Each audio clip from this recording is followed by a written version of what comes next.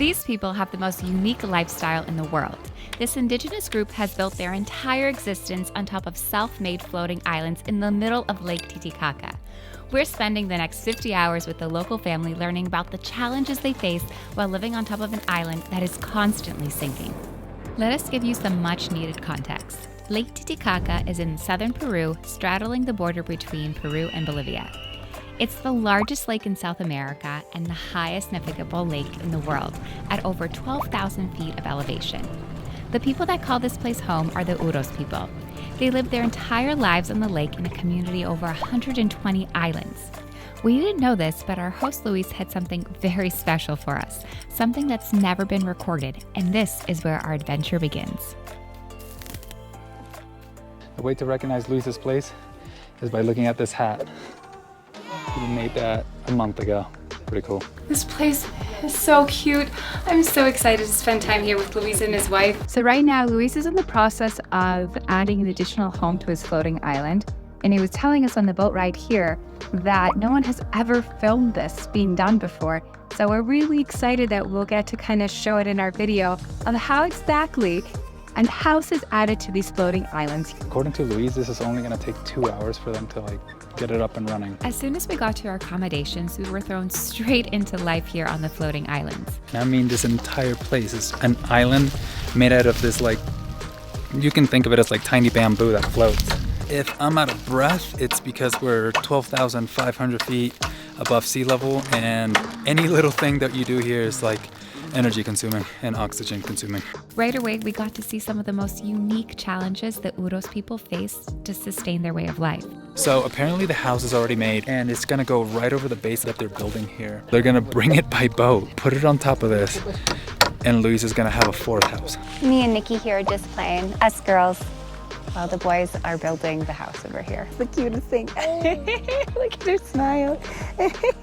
This right here is eventually gonna look like the foundation of our Airbnb here. So one of the guys told me to come get the house with him. So I'm gonna go get the house. So they're taking everything out of the house so we can transport it over a lot easier. It's not every day you get to witness an entire house being moved from one island to another solely by manpower. And let me tell you, it was all hands on deck. It was confusing at first, but soon became obvious what we were doing.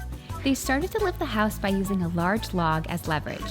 As soon as Luis was able to lift it off the ground, the rest of the guys started to slide sticks below the house, creating this triangular ramp that the house could slide on. This is so cool to see them troubleshooting and problem solving right here. Luis just lifted up a house. He's my hero. It's so cool. They're speaking in their own dialect, but I also hear them speak with a little bit of Spanish. So I catch a little bit of the curse words. Ropes were attached to the house, and it was time to pull with everything we had in us. I think we're about to pull the house into the boat. Let's go. He needs some milk. ¿Está pesada? Sí, falta fuerza. Necesita cerveza. Cerveza. My guy here said we need cerveza to pull this. Yeah. We misunderstood the meaning on him saying that he needed beer for strength. What he meant was we needed an offering to the Pachamama, the goddess of the lake. In other words, asking for permission to move this house. After the offering, the house began to move a lot faster, and we were able to make progress. Not gonna lie, I feel a little useless right now. Maybe I should go help too. I'm literally amazed that they're gonna put this entire house in this narrow boat. The house was placed on top of a traditional boat while the other boat was slid into place. We didn't know at the time, but this was the easy part.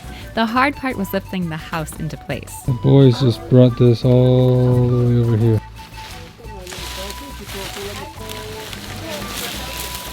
Wait, Daniel, what was that?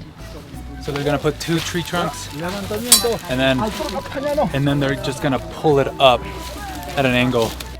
There were a few moments where the house almost slipped into the lake, so they had to make some minor adjustments. Lifting up the house was by far the most difficult. There were so many times we tried to move it, but it wouldn't move an inch. It was beautiful to see the entire community come together. Even the women and children got in on the action. I feel a little useless right now. After hours of trial and error, the house was finally hoisted up into place. and we were thinking to ourselves, what did we just witness? Even in our first hours with the Uros, we witnessed just a glimpse of the challenges they face in order to sustain this unique way of life. But little did we know, Luis had way more in store for us the next day. The next morning, we were quickly reminded of the difficulties the Uros face. The nearest grocery store is an hour boat ride plus a 30-minute ride. Let us show you the most unique grocery store we've ever seen. So this is life out here. You have a mobile grocery store. It comes to you, and Apparently he comes here every day and just drops off food for Luis and his family. We started scratching our heads and asking ourselves, why go through these daily difficulties? The answer wasn't clear at first, but as we spent more time with Luis, the answer was slowly revealed to us. Luis is taking us out on a boat ride now, out into the lake, and we're going to be doing some cool activities. Anyone who stays with Luis gets a hands-on experience on how the Uros live every day, starting with the Totora reeds, the plant that makes this way of living happen. Now this is what they build the islands off of. Each island requires 6 boatfuls of this plant in order to sustain itself every 5 days. Little did we know we were about to learn a whole lot about this plant and the many uses the Uros have for it. Luis kind of just docked us here on one of the islands, and he's going to show us how they cut the grass. But he said that we're gonna eat it first. Toda la parte blanca se come. what the hell is this? Y se traga y todo.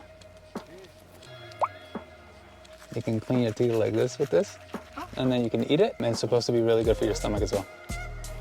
So if you have some sort of stomachache, it'll clean it all up. The inside is pretty much all fiber, and I think that's why he said it will help with your stomach. As two dentists, we found that super fascinating that they use these to actually brush their teeth. So toothbrush all over the world, we're discovering, huh? Lettuce, maybe? Tastes pretty good. What do you think? Little to no taste, but it just tastes like super green. You see that hat he's wearing? He made it himself from this plant. Yeah? All right, please show us. It seems simple, but it's definitely not. She's trying it over here. This is the first part, and then look at it. They decorate their clothes with that. That's really cool. Seems like this plant right here can help build a home, can help feed you, and can help decorate and celebrate holidays. This is a multi-purpose plant. Amazing. Luis then showed us his daily grind to keep his island afloat. Just a piece of wood holding a knife. It wasn't hard to cut, but you have to keep in mind that you have to gather roughly 1 boatful per day to stay afloat in these islands. Apparently he does this work 5 hours a day, 2 hours cutting, 1 hour putting everything in the boat, 1 hour coming back and forth, and then 1 hour putting everything that he collected into his island. 5 hours a day. So Luis's island is about 25 years old, so he requires less of the plant to sustain it. If you build a new island, you need like double or triple the amount of boats filled with the Totora reeds. Now we are off to go fishing with Luis. Let's see, this is gonna be pretty interesting. So what did Luis just tell you? So he goes hunting for flamingos in November. And he says that with one shot he can get like 9 flamingos because there's so many flamingos here. And he cannot sell it in Puno, the city next door, because it's illegal. And if he were to try to sell it, it's 5 years in jail. You can only do that here with the freedom that they have in the Uros community. As he put it, the Peruvian government has little to say on how the Uros can live their lives. This is why Luis loves living here. Next, we are going native fishing. And look at what we have set up here. Esto es carache. Carache. Esto lo sacas, pones, luego este. Hey Daniel, look at that. Guys, we are getting the real authentic experience here while fishing with Luis. Look at everybody trying to grab the fish out of the net. I feel a little useless right now. Ah, shit. This dude shit on me. Oh no! You shit on me, bro. Luis got really comfortable with us, so he started cracking some jokes. He just said that the fish soup that comes from here is basically like Viagra. And if you want to get an extra pump, you add a little bit of frog, and it's like the ultimate Viagra. After showing us what a day in his life is like, Luis took us to one of the largest islands in the community to have some fun. So I think this is more of the touristy islands that they bring people to, which is very nice because it adds a lot of people coming to visit them. It's really nicely decorated. So let's show you around. Luis wanted to explain a little bit more about the island and the Uros history. He also explained how Uros babies are made. He said that a couple goes into the boat, goes out into the lake, and comes back, and then there's 3. Without warning, an Uros woman brought me over to her shop and dressed me up in the traditional wear. She's inviting us into her home. Let's go. She was so pleased to see me in the outfit that I just had to go along with it. And you know me, I love playing dress up. I kind of like it. Not only did they dress me up, but they also dressed up Daniel. Ooh. We weren't expecting to be dressed up in full-on Uros attire. Let us know in the comments what you think. So apparently, you can climb up this thing. Oh, geez. Here we are. Luis is gonna treat us to a catamaran ride just for staying with him. As a goodbye present, Luis treated us to a traditional boat ride as a thank you for staying with him. As we reflected on this adventure, we were amazed at how resilient these people are. They endure a lot of challenges to sustain their traditional way of living. The price for this is freedom, something that a lot of us in the modern world don't have. Maybe we're the ones that are living a difficult life in the modern world, and we just don't realize it. Let us know your thoughts in the comments. As always, thank you so much for watching.